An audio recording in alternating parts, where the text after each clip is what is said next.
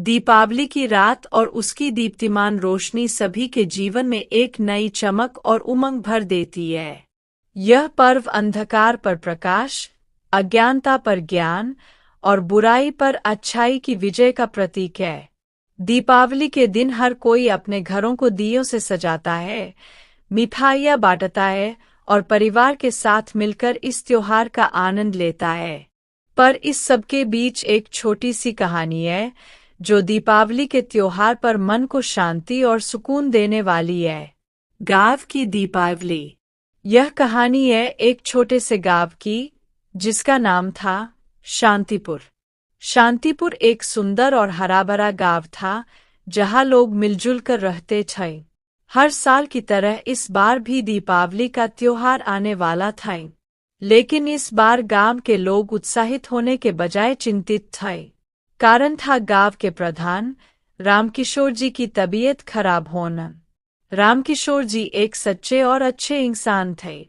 उन्होंने अपने जीवन में हमेशा दूसरों की भलाई की थी और हर साल दीपावली पर गांव भर में मिठाइयाँ और नए कपड़े बांटा करते थे। लेकिन इस साल उनकी तबीयत काफी बिगड़ गई थी। गांव वाले उनके स्वास्थ्य को लेकर चिंतित थे और दीपावली का त्योहार फीका पड़ता दिखाई दे रहा था। मन की अशांति।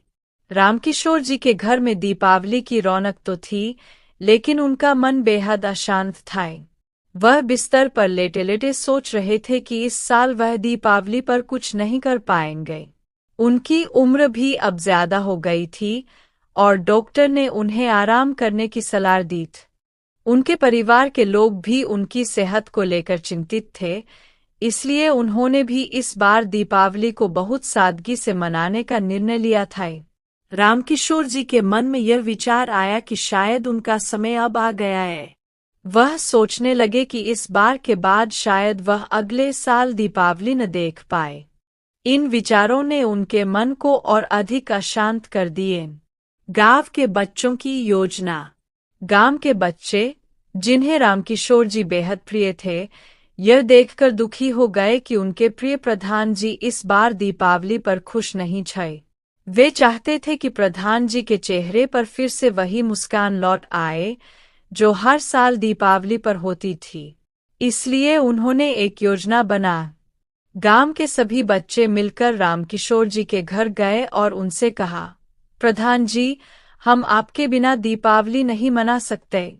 इस बार हम आपके लिए दीपावली को खास बनाएंगे। आप चिंता न करें, सब कुछ ठीक हो जाएगा।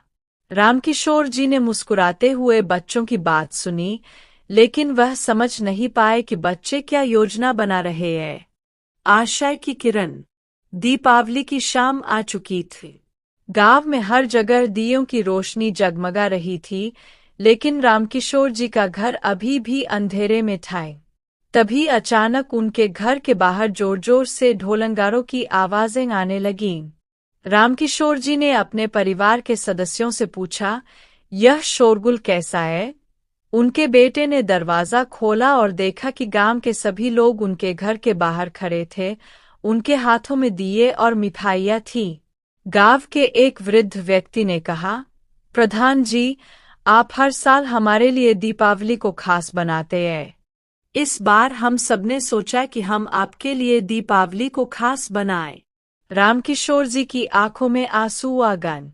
उन्होंने बच्चों और गांव वालों को धन्यवाद दिया, लेकिन कहा, मेरे बच्चों, मेरी तबीयत ठीक नहीं है। मैं इस बार कुछ नहीं कर सकता। गांव के एक बच्चे ने कहा, प्रधान जी, हमें आपसे कुछ करने की जरूरत नहीं है। इस बार हम आपके लिए दीपावली मनाएंगे। दीपों की शांति। बच्चों ने रामकिशोर जी के घर के आंगन में ढेर सारे दिए जलाए और घर को रोशनी से भर दिए।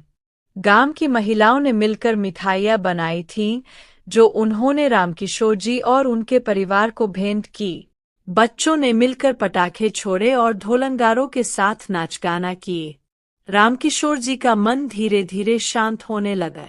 उन्हें एहसास हुआ कि असली खुशी दूसरों के साथ बांटने में है, और इस बार गांव वालों ने उनके जीवन में वही खुशी लौटाई थी।